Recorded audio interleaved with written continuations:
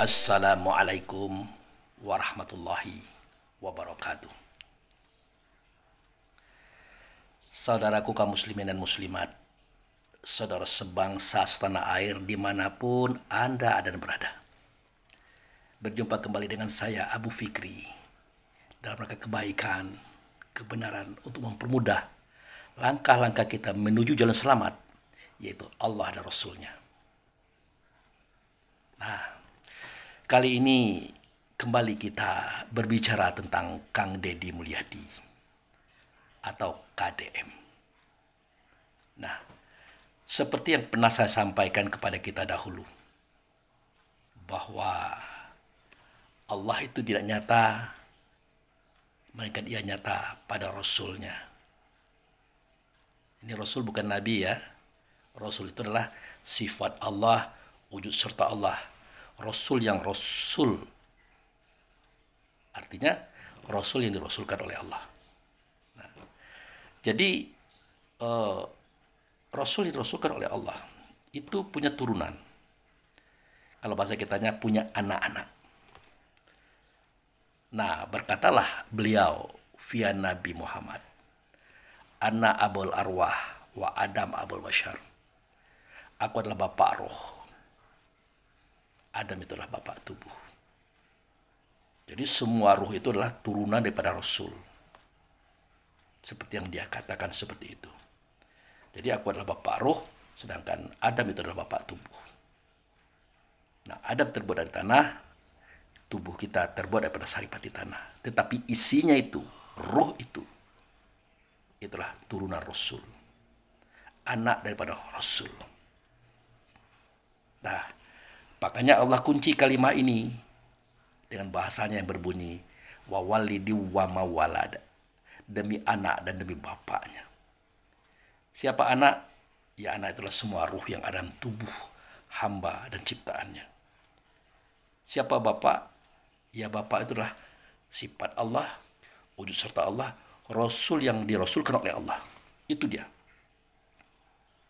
Nah, maka dalam hal ini termasuk roh Nabi Adam, Idris, Nuh, Hud, Lut, Saleh, Ibrahim, Ishak, Yakub, Yusuf, Ayub, Suaib, Musa, Isa, Daud, Sulaiman, sampai Isa.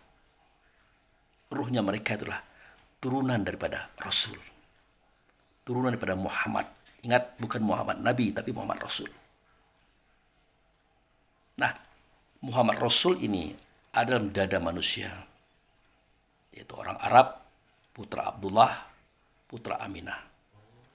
Itulah makanya kenapa Nabi Muhammad bernama dengan nama Rasul itu sendiri, yaitu Muhammad. Nah, kembali kita bercerita tentang wal awalu wal akhiru wa zohiru wa batinu.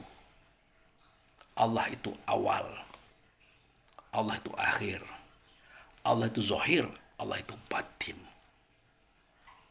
Nah, sejatinya bukan Allah itu awal, tetapi Allah itu mengawali. Sejatinya bukan Allah itu akhir, tetapi Allah mengakhiri. Allah menzohirkan, Allah membatinkan, Allah menyatakan keberadaannya. Itu saudaraku. Nah, makanya pada surah Al-Baqarah ayat 115 kita temukan kalimat yang berbunyi sebagai berikut. Oke. Nah, ini ayatnya.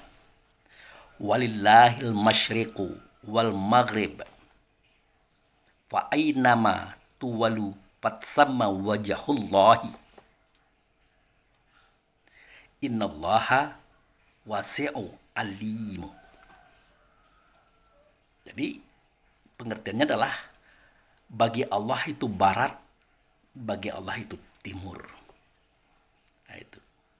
Maka kemanapun kamu menghadap, pastilah kamu akan melihat wajah-wajah Allah. Itu inti daripada kalimat ini tadi. Sesungguhnya Allah itu maha luas pengetahuannya, maha dalam pengetahuannya, maha tinggi pengetahuannya, maha tajam pengetahuannya. Nah, artinya Allah itu nama, tidak berbentuk, tidak berupa, tidak bersuara, tidak berkata, tidak sama dengan segala sesuatunya. Tetapi Allah menyatakan dirinya via Rasul. Rasul yang Bapak Roh tadi. Kemudian Roh atau Bapak Roh tadi menyatakan keberadaan dirinya melalui anak-anaknya, melalui turunannya yang ada dalam dada kita masing-masing. Itulah Ruh. Dia bernama dengan nama Mukmin. Jadi kata Mukmin ini jangan diartikan hanya milik orang yang beragama dengan merek Islam. Tidak. Karena mukmin itu artinya orang yang percaya kepada Tuhan. Karena dia pernah melihat Tuhannya, mendengar suara Tuhannya, berhadapan dengan Tuhannya. Maka ditanyakan kepada mereka, alastu birabbikum. Adakah tidak aku ini dengan Tuhan kamu? Waktu itu status ketuhanan masih disandang oleh Allah. Maka Ruh menjawab. Apa jawabannya? Jawabannya adalah bala syahidna. Benar engkau dan Tuhan kami, dan kami menyaksikan. Nah, kemudian mereka bersujud sambil berucap, asyhadu an la ilaha illallah wa asyhadu anna muhammadar rasulullah. Aku bersaksi tidak ada zat, tidak ada sifat, tidak ada nama kecuali Allah lah dianya. Tapi aku tidak melihat Allah. Yang aku lihat adalah sifatnya, wujud sertanya, utusan yang diutuskannya, namanya Muhammad. Nah, semua ruh mengungkapkan kata itu. Apapun agama mereka hari ini, sejatinya semua ruh mengatakan kata itu. Kenapa? Karena Muhammad yang dimaksud bukan Muhammad orang Arab. Bukan Muhammad anak Abdullah, anak Aminah. Tetapi dia adalah sifat Allah, wujud serta Allah, Rasul yang dirasulkan. Ia ada di dalam dada Nabi Muhammad, putra Abdullah, putra Aminah, orang Arab, yang lahir pada hari Senin, tanggal 12 Rabiul Awal, tahun 571.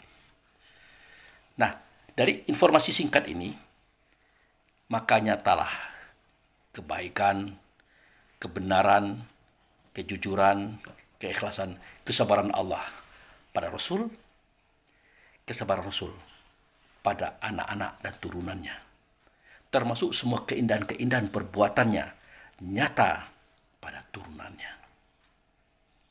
Nah, di sini saya hendak berbicara tentang Kang Deddy Mulyadi. Nah, itu dia. Seperti yang kita ketahui, bahwa Kang Deddy sudah berhasil membantu melapangkan persoalan kehidupan saudara kita yang beragama dengan merek Nasrani atau Kristen. Nah, cerita itu kita lihat dalam kisah berikut ini. Baik. Ya, gimana? Gereja kami akan dieksekusi tanggal 20 Agustus nanti oleh Pengadilan Negeri Cianjur. Oh iya. Terus kami sudah mengajukan beberapa hal bahwa di situ gereja sudah sah berdiri 40 tahun. 200 meter dari sini Bapak Gubernur. Iya. Mohon bantuan. Yang pertama kan eksekusi itu putusan pengadilan. Siap. Ya kan keputusan pengadilan kan tidak bisa diintervensi. Kami lagi kasasi. Ya, nah tinggal sekarang kan pengacaranya kalau itu lagi masih dalam proses kasasi, minta agar pengacaranya mengajukan nota keberatan terhadap pengadilan. Siap. Untuk tidak dilakukan kasasi sampai ada putusan yang inkrah. Siap, Bapak. Ya, Pak ya. Siap, Bapak. Kan setelah ada MA nanti kan ada PK. Betul, bisa. Masih bisa. ada ruang ada hukum upaya kan. Hukum. Ya itu aja dulu sampaikan. Ya. Itu aspek pendekatan hukumnya. Ya. Kemudian kalau aspek pendekatan normatif pemerintahannya ya nanti kita coba bicara dengan jajaran pengadilan. Itu normatif sebagai pemerintah. Siap. Kalau hukumnya kan harus tetap dilakukan. Ya, dan itu dulu tanahnya punya siapa? Dulu tanah diberikan hibah. Hibah oleh misionaris Bapak. Jadi dihibahkan kepada pendeta Timbul Penggawean. Oh, pendeta Timbul. Siap. Kemudian sebelum beliau meninggal, beliau berwakaf saya tolong dikuburkan di depan gereja. Dan itu kami lakukan, Bapak. Iya. Kemudian dia bilang, sebagian tanah ini diberikan kepada gereja. Iya. Masalahnya Bapak, non sewu, kami berbudaya ini, nggak mungkin kami bilang, Pak, sekarang Bapak bikin ini seolah-olah kami menyuruh dia meninggal. Nggak taunya, Aspek administrasi yang bersifat akta ya, hibah dari pemiliknya sampai sekarang nggak ada. belum sempat beliau Keburu meninggal. siap. Ya. Kemudian anaknya yang nomor 3 mengalinamakan tanah itu ke dia dengan alasan untuk mampu bayar pajak. Kemudian disekolahkan. Pertama yang disekolahkan dia adalah tanah warisan di luar gereja, 2 sertifikat. Jadi ini yang melakukan gugatan gitu loh Pak. Atau misalnya yang menjaminkan tanah Siap. itu untuk pinjaman ke bank, Siap. itu adalah anak dari ahli waris. Iya. Nah, itu awalnya di tanah di luar gereja. Rupanya dia nggak mampu bayar, Pak. Di top up dengan tanah gereja yang sudah dialihkan jadi sindikasi. Awalnya satu BPR Supra di Cianjur. Kemudian karena mungkin limitnya nggak sanggup, BPR kan punya limit. Iya. Dia minta bantuan ke BPRK di BSD dan BPRK di TKI. Nah, waktu saya melihat itu, saya baru tahu nih Pak, sebagai gembala, sebagai pendeta, karena amanah dari pendahulu kami dulu, Pak Pendeta, kamu jaga gereja. Itu saja. Jadi saya nggak mikirin yang lain. Jadi ini disita oleh Bank Perkreditan Rakyat. Siap. Hutangnya ke BPR berapa? 6M. 6 miliar. Waktu saya ketemu dengan salah satu direktur. Intinya kan kalau BPR itu kan pengen dibayarkan. Siap. Kami sudah bikin dari gereja nih Bapak. Kami bikin surat resmi kepada BPR di BSD. Tanah yang di luar gereja silakan ambil. Bukan. Intinya kan BPR-nya pengen dibayarkan uang kan? Enggak, jadi gini Pak, berapa kemampuan gereja? Mereka bilang begitu. Ya, intinya BPR ini nggak akan mengeksekusi kalau hutangnya dilunasin. Betul Bapak. Kenapa kita nggak berpikir ngelunasin aja hutang BPR? Mohon izin Bapak. Yang pertama, jemaat saya itu semuanya anggota Yon Almet 5. Gajinya berapa sih Bapak? Kan bisa nyari bukan hanya dari sini. Dari mana saya nggak nyarinya Pak? Saya gubernur, Pak. Siap. Siap. Ya. Siap. Ya gitu. Ya udah kita cari dana daripada ribut ya kan. BPR nggak boleh rugi juga. Siap Bapak. Ya kan, BPR nggak boleh rugi Siap. juga. Ya. Udah ntar dulu kan baru mau Pak. Terima kasih Bapak. BPR. Bukan apa-apa Pak. Saya sangat kasihan anak-anak Yon Iya, Almet. udah. Mereka ini 40 tahun gerejanya Bapak. Iya udah. Jadi gini, kalau dirikan lagi gereja baru di Cianjur, nanti rumit lagi. Siap. Terlalu banyak lagi nih Siap, aspek siap. segala macam. Kan lebih baik gereja yang sudah ada ini tetap berjalan, Siap. yang sudah berizin. Siap. Ada jamaahnya. Siap. Ya kan? Siap, Bapak. Tugas gubernur hari ini adalah mencari uang Siap. untuk membayarkan hutang ke BPR. Siap Bapak. Siap. Ya, Siap. itu kan. Ya udah, tapi nggak boleh Pak. Nggak boleh, jangan Pak. Nggak boleh Pak. Nggak boleh, nggak boleh.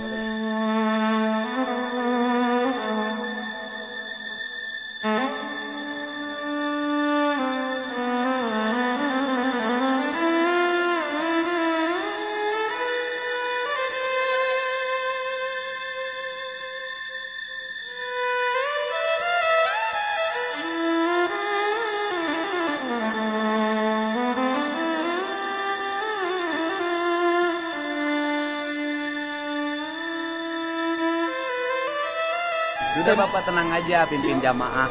Siap. Nanti Siap.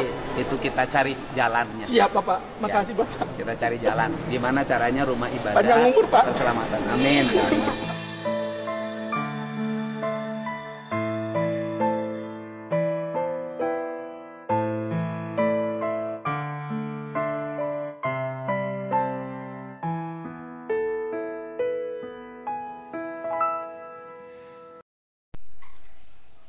Nah, demikian itu sikap Sang Deddy Mulyadi, sikap sang hamba Allah yang predikatnya hari inilah Gubernur Jawa Barat. Nah, jadi tampak betul rasa kasih sayang Allah, rasa toleransi Allah pada Rasul, rasa kasih sayang Rasul, rasa toleransi Rasul pada turunannya yang ada dalam dada Kang Deddy Mulyadi. Intinya, beliau membebaskan beban saudara kita yang beragama dengan merek beda dengan kita, yaitu Nasrani atau Kristen. Di satu sisi, ada yang memuji. Bahkan banyak yang membenarkan sikap Kang Deddy Mulyadi. Di sisi lain, ada yang mengecek, membenci, bahkan menyalahkan Kang Deddy Mulyadi.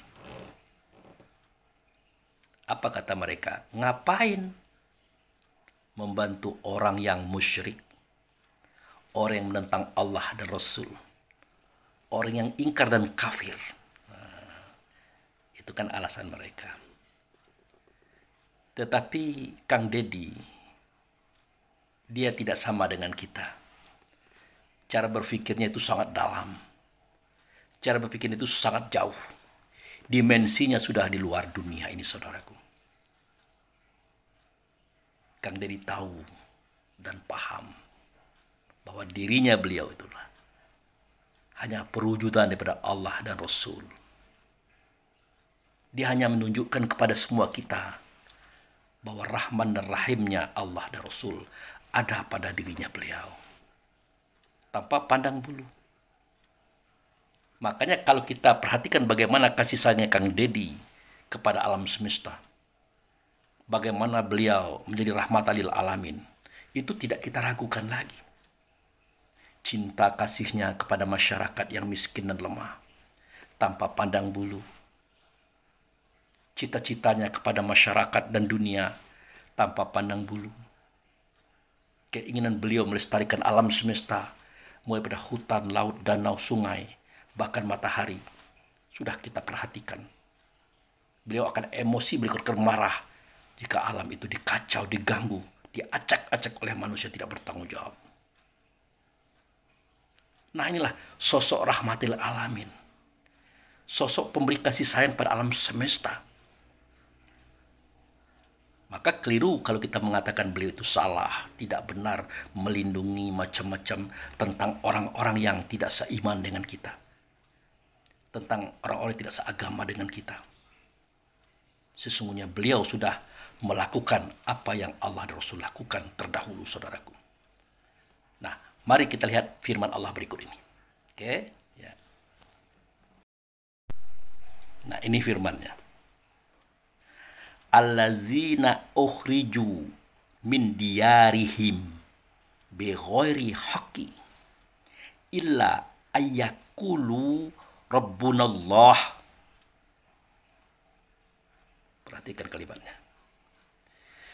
Walaula da'ullahi nasa ba'duhum bi ba'dil lahuddimat sawami'u wa biya'u wa solawatu wa masajidu yuzkaru fiha smullahi katsira wa la yansurunna allaha may yansuruhu innallaha laqawiyyu aziz.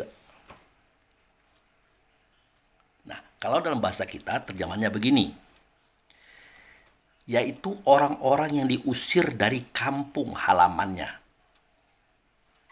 tanpa alasan yang benar, hanya karena mereka berkata, Tuhan kami adalah Allah.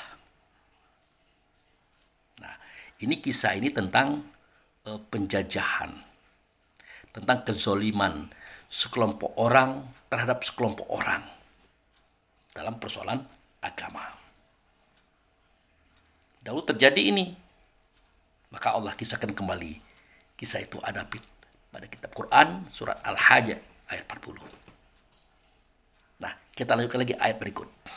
Ya. Seandainya Allah tidak menolak keganasan sebagian manusia dengan sebagian manusia lainnya, tentu telah dirobohkan biara-biara, ingat, biara-biara, gereja-gereja, sinagog-sinagog, dan masjid-masjid yang di dalamnya banyak disebutkan nama Allah.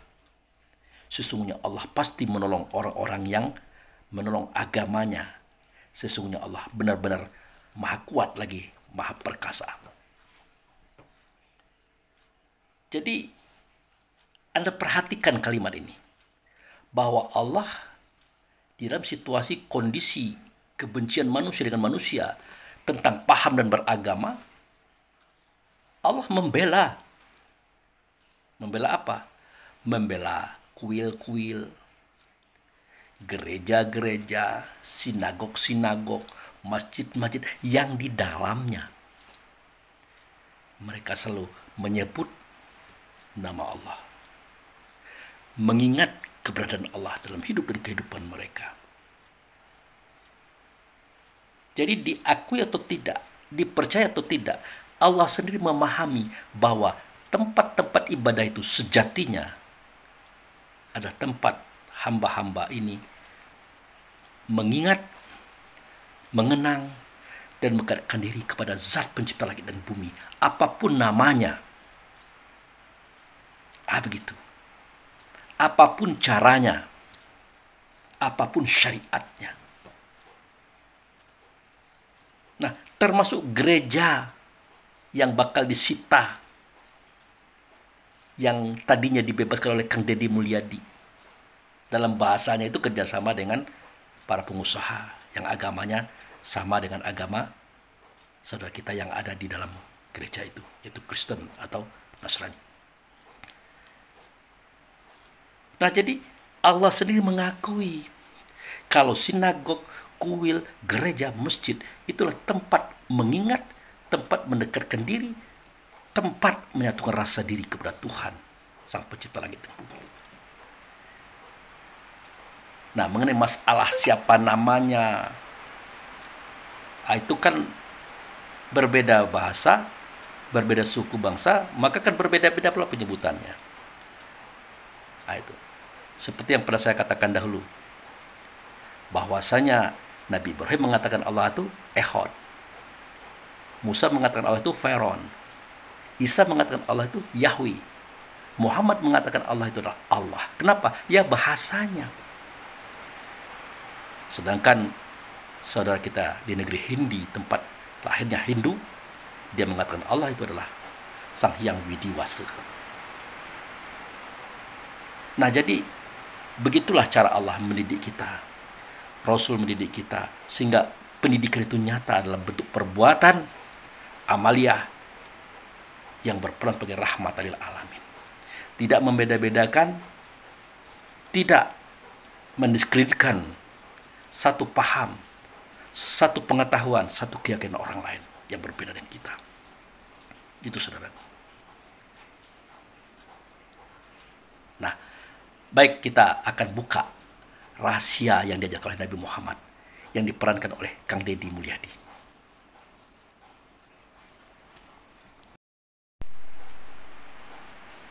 Apakah kita pernah tahu kisah tentang bahwa Muhammad bin Abdullah anak Aminah ini orang yang pertama kali mengatakan dia adalah Nabi dan Rasul terakhir adalah orang Nasrani? Tentu kita pernah tahu, bukan? Nah, itu hari hujan itu. Hari di mana Allah menurunkan kasih sayangnya kepada kita, menurunkan rahmat untuk kita. Insya Allah sebagai bukti seketika saya menyampaikan kepada kita semuanya. Oke, kembali pada kisah. Nah, orang yang mengatakan Muhammad itu Nabi, Muhammad itu Rasul terakhir, itu adalah orang Nasrani, orang Kristen istilah kita sekarang. Namanya Bukhaira. Namanya Bukhaira. Jadi seketika paman Nabi Abu Thalib memimpin ekspedisi dagang ke luar negeri, itu Muhammad kecil dibawa, diajak. Nah, sementara pendeta Bukhaira hari demi hari, minggu demi minggu, bulan demi bulan, bahkan tahun demi tahun, beliau selalu memperhatikan kafilah. Beliau selalu memperhatikan orang-orang yang lalu di depan rumah beliau, di depan gereja beliau. Apa yang beliau perhatikan? Langit. Adakah awan itu mengikuti dan melindungi kafilah yang ada di bawahnya. Nah, kalau ada, berarti ini sebuah pertanda bahwa orang yang ada di dalam kelompok itu pasti ada calon nabi terakhir, rasul terakhir. Nah, seketika itu beliau melihat, langsung beliau berlari, menstop, memberhentikan. Tuan-tuan stop, tuan-tuan berhenti dulu, mohon turun, singgah ke tempat saya, ke rumah saya, kita minum-minum, kita makan-makan dahulu. Nah, karena ini adalah tawaran yang baik, maka Abu Thalib, paman Nabi, yaitu bapaknya Ali bin Abi Thalib, langsung turun, mengajak kafilahnya itu turun, kemudian singgah di rumah pendeta Abu Khairah. Nah, di situ disilahkan minum, disilahkan makan. Maka pendeta Abu Khairah bertanya, siapa pemimpin kalian di sini? Siapa pemimpin kafilah kalian di sini? Wah, saya, kata Abu Thalib. Bapak? Ya, saya. Oke. Bapak, saya ingin bertanya kepada Bapak. Maaf sebelumnya. Apakah di tempat kumpulan onta-onta barang-barang Bapak itu masih ada orang yang menjaga di situ? Masih ada? Ya, kata Abu Thalib. Ya, ada. Tapi anak-anak masih kecil. Umurnya 12 tahun. Oh ya, enggak apa-apa, enggak apa-apa. Maaf, Bapak, apakah boleh kita melihat beliau? Oh, boleh, boleh. Maka Abu Thalib dan pendeta Abu Khairah mendatangi Muhammad kecil. Meskipun waktu itu Abu Thalib bertanya-tanya, ada apa sih? Ada apa sih? Maka pendeta Abu Khairah kaget melihat Muhammad. Kenapa kaget? Pertama, awan itu berada di atasnya. Kedua, pohon melindunginya karena dia bersandar di pohon. Ketiga, Muhammad itu tidak pernah terkena bayang-bayang matahari. Kenapa? Ya karena dilindungi oleh awan kemana dia pergi. Maka tidak ada bayang-bayangnya beliau itu. Makanya badan beliau itu putih, mulus, indah, tampan. Nah, kembali kepada cerita pendeta Abu Khairah tadi. Bapak Abu Thalib, apakah boleh untuk kita buka baju beliau? Izin? Ya, kira-kira ada apa? Ya, pokoknya itu saja, Bapak. Baik, kita buka baju beliau. Nah, Abu Thalib juga bingung, ada apa ini? Muhammad apalagi lebih bingung lagi. Ngapain baju aku dibuka? Tapi karena dia masih anak-anak, dibuka. Seketika pendeta Abu Khairah melihat punggung daripada Nabi Muhammad kecil, langsung beliau menutup matanya. Silau, cukup, stop. Pasangkan lagi bajunya, pakaikan lagi pakaiannya. Lalu Abu Thalib semakin bingung. Ada apa ini, Bapak? Ada apa ini, wahai pendeta? Ada apa? Begini, Bapak Abu Thalib. Dalam ajaran Isa bin Maryam, dalam kitab Injil yang kami terima, akan datang seorang nabi dan rasul setelah Isa.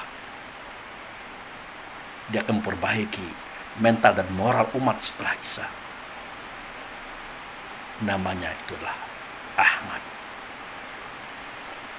Ternyata beliau ini bernama Muhammad. Cocok. Ahmad itu sifat, Muhammad itu orang yang membawa sifat. Ciri-cirinya adalah dia diikuti oleh awan. Kalau dia berjalan, dia diikuti oleh awan. Kalau dia duduk di pohon, maka pohon akan runduk melindunginya. Yang ketiga, dia tidak terkena bayang-bayang. Dia tidak punya bayang-bayang karena awan selalu menyertainya. Yang keempat, di belakang punggungnya terdapat khataman nabiyyin, cap kenabian. Oleh karena itu, wahai Bapak Abu Thalib, aku mohon, bawa kembali anak ini pulang ke Mekah. Jangan kau bawa dia ke tempat perdagangan. Aku khawatir kalau bertemu dengan orang Yahudi yang iri dengkinya kepada beliau ini, orang Nasrani yang iri dengkinya kepada beliau ini, beliau pasti dibunuh, dimusnahkan oleh mereka. Karena mereka tidak ingin ada nabi atau rasul terakhir atau Mesias atau juru selamat lahir di luar bangsa mereka, yaitu bangsa Israel. Maka dibawalah Muhammad itu pulang, saudaraku. Diselamatkanlah Muhammad itu dengan 4 orang pengawal. Begitu kisahnya. Ingat, pendeta Bukhairah adalah orang Nasrani, adalah orang Kristen. Nah, pada kisah yang lain, seketika Nabi Muhammad menerima wahyu, mendapatkan wahyu, dengan wahyu yang pertama, beliau sempat bingung. Ingat, Nabi Muhammad, beliau sempat bingung, beliau cemas, beliau gemetar. Kemudian beliau kembali ke rumahnya, disambut oleh istri tercinta, Bunda Khadijah, sambil berkata, selimuti aku, selimuti aku, selimuti aku. Besok harinya, Bunda Khadijah mengajak Muhammad ini kepada pamannya, seorang pendeta Nasrani, seorang pendeta Kristen yang bernama Waraqah bin Naufal. Diceritakan semua kisah itu. Langsunglah Waraqah bin Naufal menanggapi, Maha Suci Tuhan. Subhanallah. Inilah yang pernah diceritakan oleh Musa. Inilah yang pernah diceritakan Isa. Akan datang seorang nabi, seorang rasul, juru selamat terakhir. Dia adalah suamimu, wahai ponakanku. Dia adalah Muhammad ini. Ingat, seandainya nanti aku masih hidup, seketika beliau diusir, dikejar-kejar, bahkan tidak dibunuh oleh keluarganya, tentu akulah orang yang pertama kali yang akan membela dan melindunginya. Padahal Waraqah bin Naufal waktu itu matanya buta, saudaraku. Sampai Khadijah bingung, apa mungkin ini anak emasnya Bani Hashim loh, kesayangan Abu Lahab, kesayangan Abu Jahal, kesayangan bangsa Quraisy. Apa mungkin dia akan dibenci, dikejar-kejar, tidak dibunuh oleh mereka? Apa mungkin? Kamu lihat nanti, wahai ponakanku, kamu akan menyaksikan kebenaran ini. Akhirnya sejarah membuktikan, ya, yes, Muhammad persis seperti yang dikatakan Waraqah bin Naufal, sang pendeta yang ianya beragama dengan nama Nasrani dan beragama dengan nama Kristen seperti hari ini. Yang kedua. Yang ketiga, seketika ramalan Waraqah bin Naufal itu tepat, benar, Muhammad sudah menjadi nabi, sudah menyatakan dirinya sebagai Rasulullah. Apa yang terjadi? Tekanan, siksaan, pembunuhan bangsa Quraisy terhadap kaum-kaumnya, terhadap umat-umatnya. Akhirnya karena tidak tertahan lagi penderitaan ini, maka Nabi Muhammad mengatakan kepada kaumnya tadi, beberapa orang di antara kalian, berangkatlah hijrah. Hijrah yang pertama kali, yaitu ke Ethiopia, dipimpin oleh Utsman bin Affan, menantu beliau. Nah, siapa Raja Ethiopia waktu itu? Siapa? Raja Negus, seorang Nasrani, seorang Kristen. Ke sana Nabi Muhammad mengarahkan.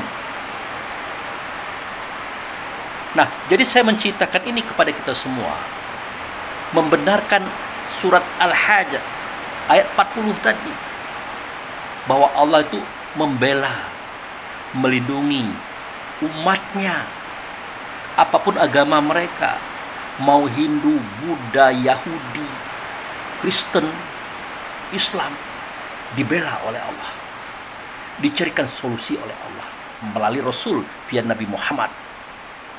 Ternyata diarahkan kepada suatu tempat namanya Ethiopia. Rajanya lah Raja Negus yang beragama dengan agama Nasrani. Apakah itu sudah aman? Belum aman. Kaum kafir Quraisy mengejar mereka, mendatangi raja, bernegosiasi agar semua mereka dikembalikan ke Mekah. Ini hadiah, ini emas, ini uang. Raja Negus tidak menerima. Tidak menerima. Kenapa? Dari ucapan Utsman bin Affan sebagai ketua yang ikut hijrah, sudah terbukti kebenaran Islam dalam pandangan Raja Negus. Terbukti kebenaran Islam. Nah, inilah saudaraku, kenapa Kang Deddy Mulyadi itu, menurut saya, menurut saya, beliau hanya mewujudkan kasih sayang Allah, kasih sayang Rasul kepada kaum dan umat. Dan beliau paham betul siapa itu manusia, siapa itu umat selain Islam. Paham betul, terutama Nasrani atau Kristen.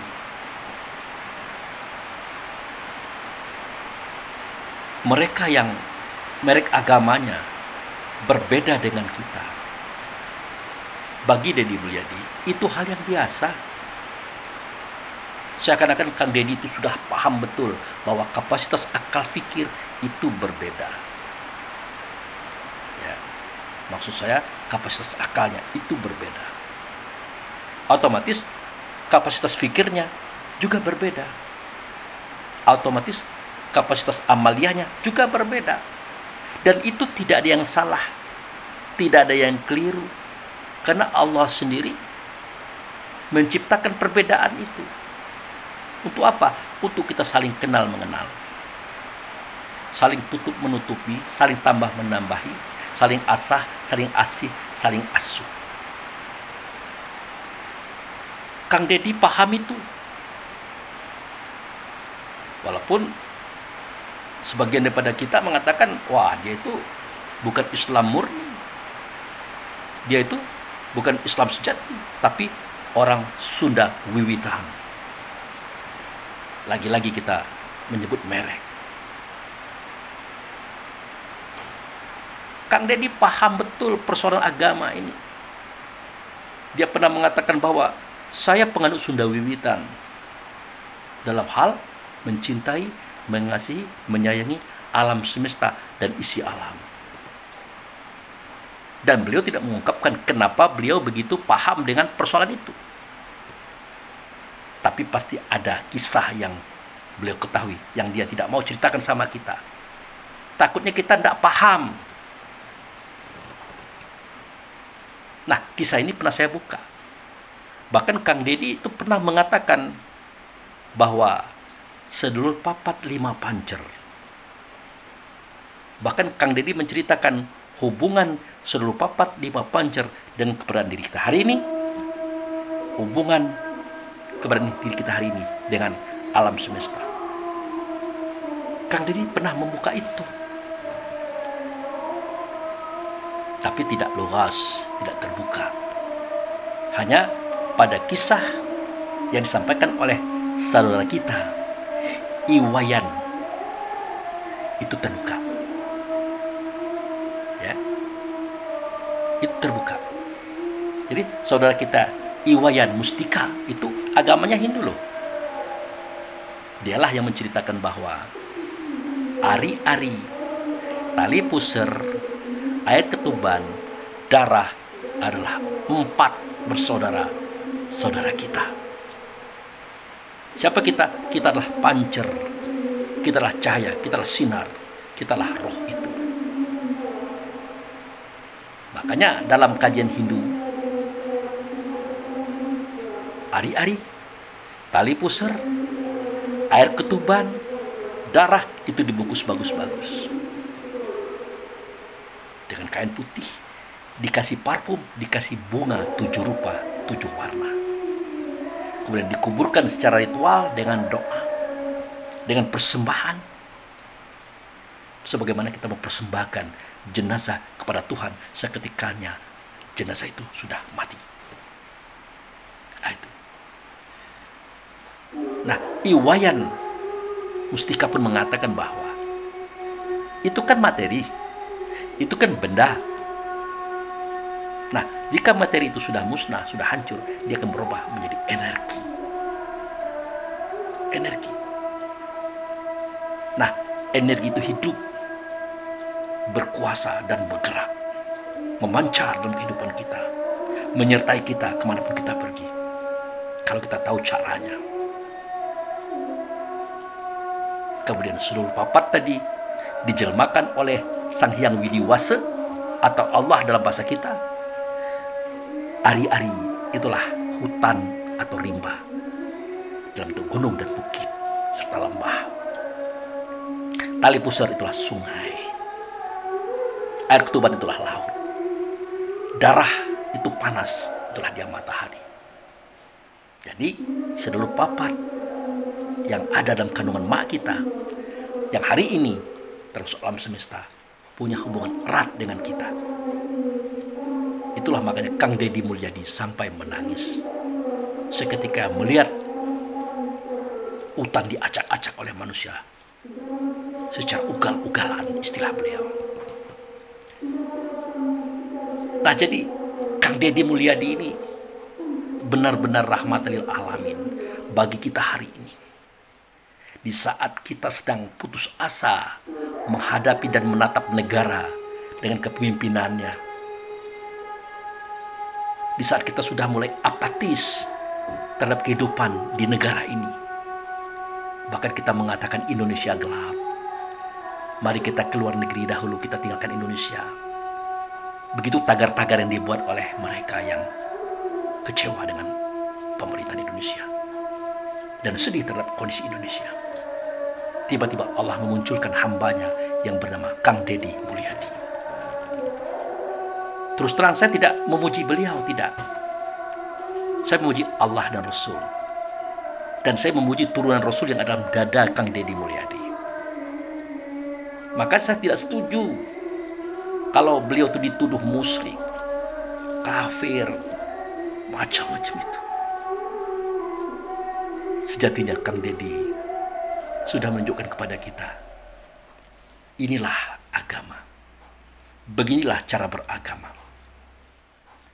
Agama tidak perlu menunjukkan ritual sholat, puasa, zakat, haji. Tidak perlu ditunjukkan kepada manusia. Cukup ditunjukkan pada rasa diri di hadapan Allah dan Rasulnya.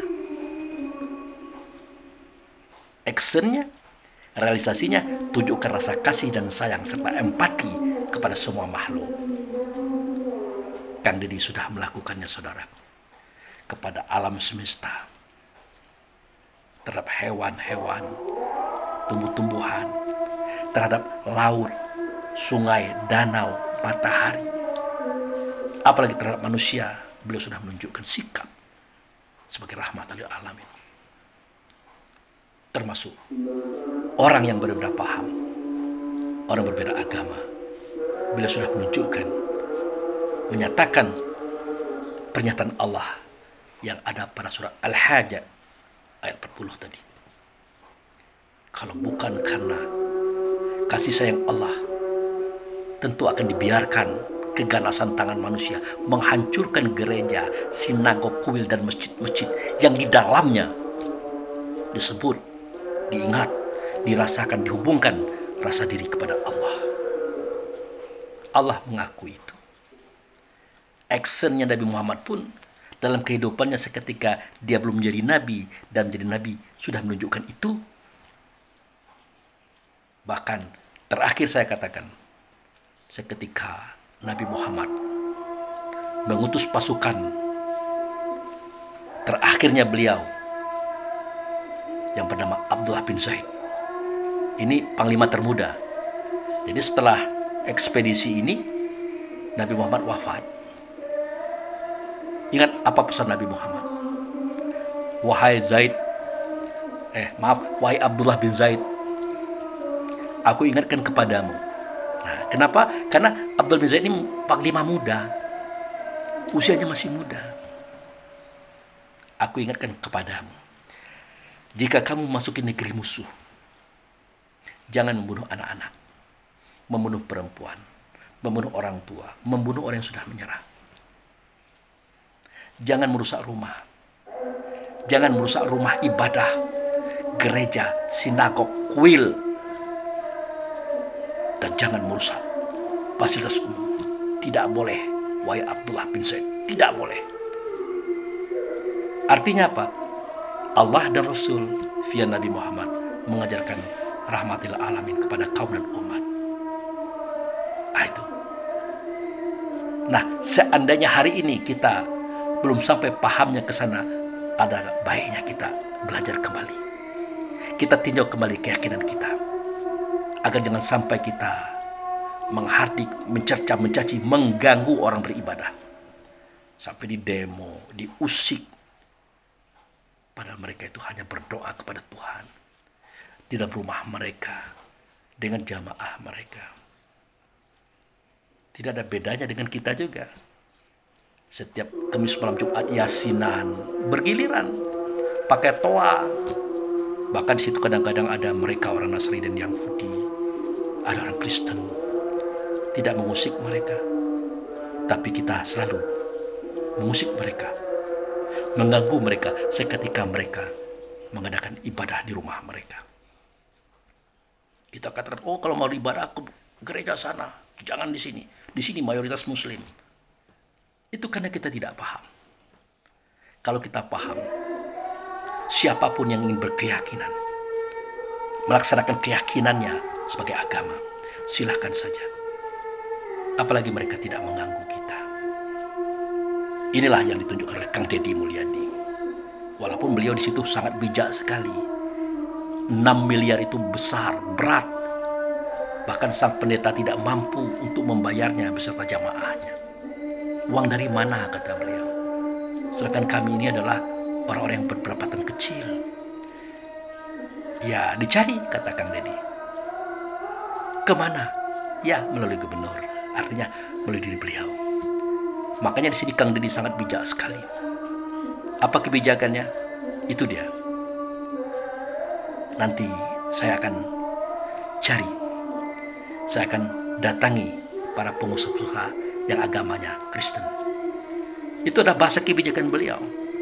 Karena beliau paham mentalnya orang Indonesia ini belum sampai kepada apa yang dia pikirkan.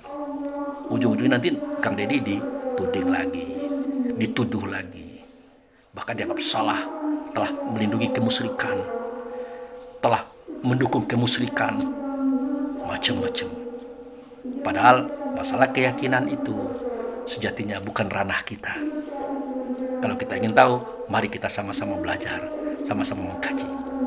Nah, berikut ini akan saya tampilkan beberapa videonya Kang Deddy tentang cerita hubungan kita dengan alam semesta. Baik, ini videonya. Kita ngomong tentang nasionalisme. Nasionalisme kita menjadi menjadi formalisme upacara. Formalisme upacara? Iya, yang disebut dengan seorang nasionalis itu formalisme upacara. Mengikuti upacara-upacara. Kemudian menggunakan pakaian-pakaian yang dianggap nasionalis. Yang paling lucu pakaian nasionalis itu pakai jas, pakai dasi. Kan upacara kita selalu ditandai itu dari dulu. Nasionalis itu. Padahal jas dasi kan bukan bajunya nasionalis kita. Nah, bagi saya nasionalisme itu adalah keterikatan kita pada leluhur kita. Kalau orang terikat sama leluhurnya, maka dia akan terikat pada tanahnya, pada airnya, pada udaranya, dan pada cahaya matahari. Wow. Bagi orang adat, itu kan itu yang disebut papat kalima pancer ya, di Sunda, kan? Yaitu kan tanahnya itu hitam warnanya, airnya warnanya putih, udaranya berwarna kuning, api itu warnanya merah. Yang orang Bali punya ajaran Tihite Karana. Orang Sunda punya ajaran papat kalimat tunggal. Itu kan sedangkan undang-undang dasar kita menegaskan tentang manusia Indonesia seutuhnya. Nah, kalau manusia Indonesia seutuhnya berarti dia harus utuh, punya keterikatan batiniah, punya keterikatan lahiriah dengan seluruh alam di mana dia berasal dan di mana dia hari ini berpijak. Nah, keterikatan itu akan melahirkan ikatan moral. Makanya saya katakan di Sunda, sebenarnya kalau kita kembali pada ajaran Sunda, itu nggak ada jual beli tanah sebenarnya. Kan nggak boleh. Nggak boleh. Nggak ada jual beli tanah. Masa negara diperjualbelikan gitu loh. Itu perspektif kebudayaan loh. Dan itu menjadi hukum yang mengikat pada dirinya, pada keterikatan pada alamnya. Nah, sehingga kalau ngomong, ini kita masuk lagi pada wilayah-wilayah ketuhanan. Nah, pertanyaannya adalah ketika kita menjadi makhluk spiritual, makhluk beragama, ya kan? Kita kan langsung mengklaim diri kita beriman pada Allah. Ketika beriman pada Allah, maka kita berpasrah, berserah diri pada Allah. Pertanyaan yang berikutnya adalah ketika berserah diri pada Allah itu, kita harus mengikuti hukum Allah. Hukum Allah mana yang mengikat diri kita dalam setiap waktu. Dan tidak perlu tafsir, tidak perlu pemahaman, tidak perlu ada diskusi, tidak perlu ada riwayat. Adalah hukum Allah yang sudah pasti tidak ada pemahaman dan terasa langsung oleh diri kita adalah hukum kausalitas, hukum sebab akibat, hukum alam. Sudah pasti. Nah, sehingga secara spiritual kita berserah pada Allah, tetapi secara material kita berserah mengikuti aturan alam yang sudah pasti. Saya itu terhenyak loh Anda menjelaskan seperti ini. Sudah pasti. Saya berikan contoh. Saya berserah diri pada Allah menggunakan mikrofon ini. Yang punya aturan tentang mikrofon ini siapa? Berarti kan perusahaan mikrofonnya dong. Punya standarisasinya. Ada SOP-nya. Ya. Maka ketika kita berserah pada Allah menggunakan mikrofon ini, maka secara SOP saya mentaati aturan yang diterapkan oleh yang punya mikrofon. Saya kemarin mengikuti pemilihan kepala daerah. Saya mengikuti pemilihan kepala daerah, saya berserah diri pada Allah, berpasrah. Itu secara spiritual, secara ruhania. Secara material kan saya harus ikut debat, harus ikut kampanye. Yeah. Berarti yang ditaati, yang dikatakuti oleh saya siapa? KPU sama Bawaslu. Apakah saya takut sama KPU dan Bawaslu taat, kemudian saya menjadi musyrik? Kan materialnya harus ikut. Ketika kita naik pesawat, kita berserah pada Allah. Kan kita harus ikut dong aturan di pesawat. Nah, ketika kita tinggal di bumi ini, di alam ini, kita taat pada Allah. Jadi kita harus mengikuti hukumnya siapa? Ya hukumnya alam. Karena Allah sudah memberikan tugas kepada alam dengan hukumnya.